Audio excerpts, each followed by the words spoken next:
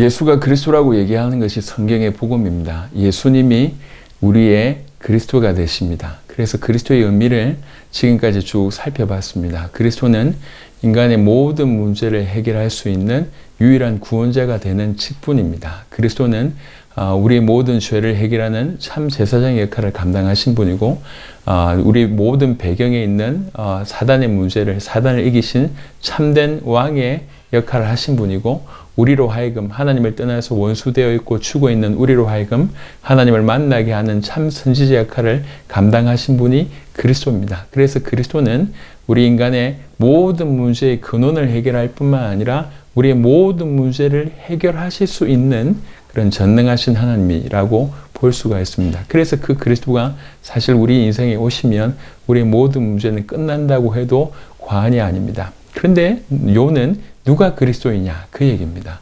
오랫동안 유대인들은 그리스도를, 메시아를 기다려 왔습니다. 그래서 이 사람이 그리스도인가 보다, 저 사람이 그리스도인가 보다, 이런 어떤 역사적인 사건들이 많이 일어났었습니다.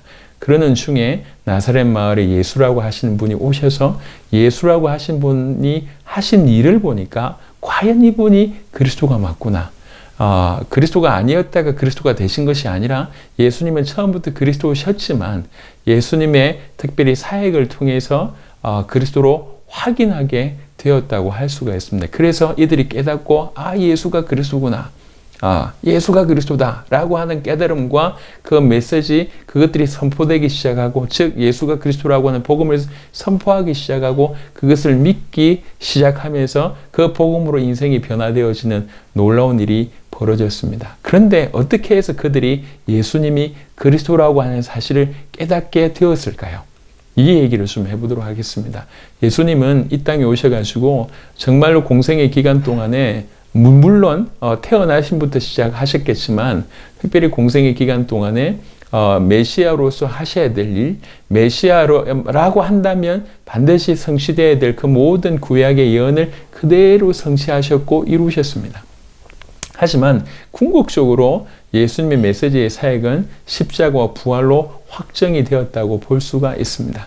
그래서 예수님의 사역에 있어서 가장 핵심이 십자가와 부활이라고 해도 과언이 아니고, 기독교 복음의 핵심이 십자가와 부활이라고 이런다고 하는 말이 너무나 사실인 것입니다. 그래서 누구든지, 심지어 믿지 않는 수많은 사람들까지 십자가 지신 예수를 알고 있습니다. 반지를 하거나 목걸이를 하거나 귀걸이를 하거나 어디에 상을 세우거나 많은 수신호를 하거나 십자가에 관련된 수많은 것들이 지금 지구상에 존재하고 있습니다. 그것이 중요한 것은 예수라고 하는 분이 십자가 지셨다라고 하는 팩트도 중요하지만 더 중요한 것은 그 예수님이 십자가상에서 무슨 일을 이루셨는가, 이것이 더욱 중요한 것입니다. 이런 내용들을 계속 좀 살펴보도록 하겠습니다. 그런데 오늘 먼저 예수님이 십자가 지셨다, 이 사실이 무엇을 의미하는가죠. 지금도 유대교는 메시아를 기다리고 있습니다. 그들은 여전히 예수님을 메시아로 인정하지 않고 있습니다. 왜 그러냐면 그들은 이렇게 생각하고 있습니다. 우리를 구원할 구원자가 십자가를 졌다? 나무에 매달렸다고 하는 것은 그들의 상식으로는 저주를 받았다고 하는 것입니다. 저주받은 자가 우리를 건져낼 수가 있는가? 이것은 불가능하다. 그래서 그들은 예수님을 메시아로 인정하지 않고 있습니다.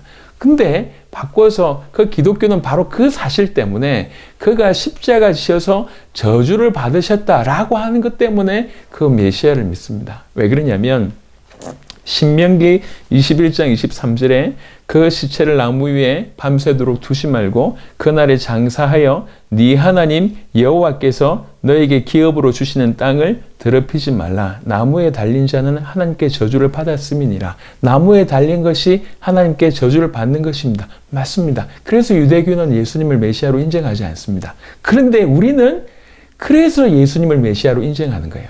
동일한 사건을 가지고 갈라디아 3장 13절에 그리스도께서 우리를 위하여 저주를 받은 바 되사 율법의 저주에서 우리를 속량하셨으니 기록된 바 나무에 달린 자마다 저주 아래 있는 자라 하였습니다. 우리가 믿는 것은 바로 그 포인트입니다. 저주를 받은 것이 맞습니다. 고린도후서 5장 21절에는 그 십자가상에서 예수님이 죄 자체가 되셨다고 얘기하셨습니다.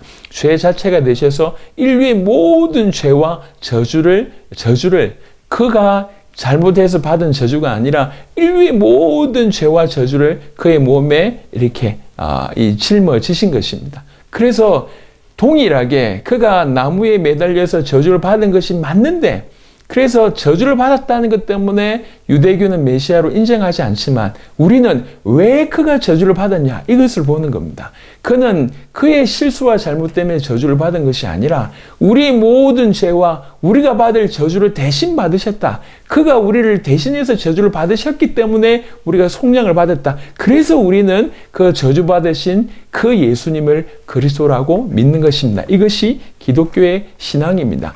예수님은 십자가를 지셨습니다. 십자가를 지셨기 때문에, 즉 십자가상에서 죄와 저주가 되셨기 때문에 우리를 속량하실 수가 있고, 우리는 그 십자가의 피로 건진받을 수 있는 길이 열린 것입니다. 히브리 12장 2절에는 믿음의 주요 또 온전케 하시는 이인 예수를 바라보자. 그는 그 앞에 있는 기쁨을 위하여 십자가를 참으사 부끄러움을 개의치 아니하시더니 하나님 보좌 우편에 앉으셨느니라고 얘기하고 있습니다. 십자가를 지실 때에 그 앞에 있는 기쁨 때문에 그 부끄러움을 개의치 아니하였다고 얘기하고 있습니다. 십자가를 통해서 우리를 건져낼 수 있는 바로 그 기쁨 때문에. 근데 비교할 수가 없지만 부모님들이 하루 종일 일을 합니다. 정말 어떻게 사람이 저럴 수 있을까 싶을 정도로 고된 일을 합니다. 하지만 집에 들어갔을 때 자녀들의 웃는 얼굴을 한번 보고 그것의 고통을 금방 또 잊어버리고 그 다음날 내일 또 나가잖아요. 인간 부모들도 그렇습니다.